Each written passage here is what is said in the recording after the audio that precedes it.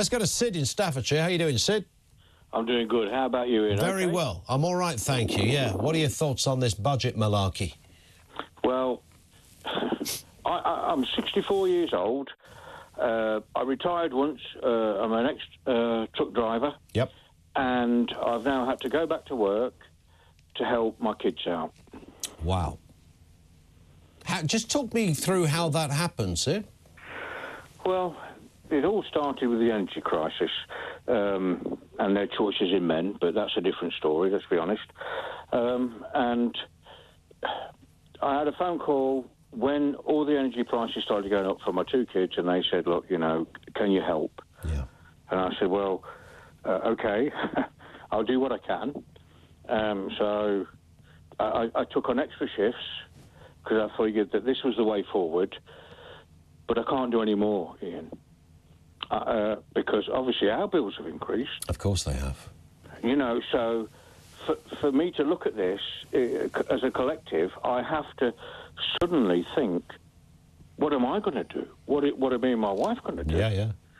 You know, so I just can't do any more. And I listened to today, and I listened to him, and I watched with absolute anger Jeremy Hunt, smiling, and the Prime Minister sitting behind him smiling in his £500 Prada shoes and his £2,000 Armani suit. What about us? What about everyday people who are trying and paying their way and paying their dues and keeping it going and looking at the nurses' pay and everyone in the public sector pay, saying, you know what, look after them people because they look after you. But they're not doing it. And they seem to think that the announcement today is great news. Well, all I feel is that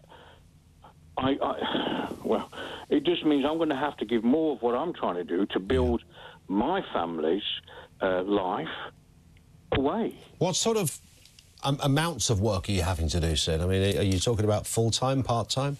I've gone back to full-time now, 72 hours a week. Wow. And let me tell you, I work for a company that I consider to be a good company. Yep. They pay £11.35 an hour, and I still sit there with a sandwich thinking I should be able to afford a coffee. And it's a choice, and it isn't a choice, because the choice is I take a bottle of water, and I sit in my cab, and that's what I do. Yeah. And I sit there and I'll wait and I'll work 15 hours a day for 3 days a week. Then I do what I can for the rest of the time. And in terms of how long you sense you've got to do this for, what's your projection on this? Because you say you've retired once. You thought you were going to be putting your feet up watching Neighbours at the weekend. Oh, we love that. It's coming back. Yeah, well, it's coming back. But, well, the thing is, because he's now changed it again, I'm going to have to probably go on a different job that increases my wages. That means I will be able to pay more to them, because £3,000 a year energy cap, what did they do? My kids did nothing. What did the general public do? They did nothing. All they did was pay what the rates were. I get it. It's probably globally wide.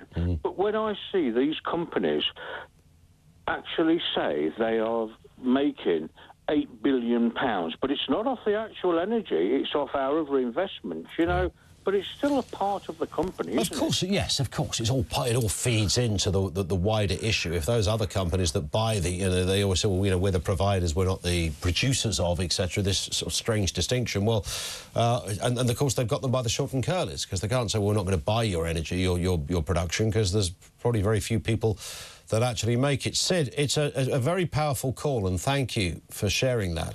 Incredible to think that you retire, and then you've got to go back to the drawing board again. And he's doing that.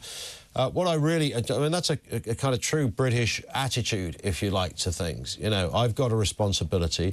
My kids need help. They can't do any more, so I'm going to go back to work and help them. And I would do that for my kids. I think most people would do that for their kids. It's a lovely thing to do, but I bet it doesn't stop the fact that poor old Sid's probably absolutely cream-crackered by the end of the week.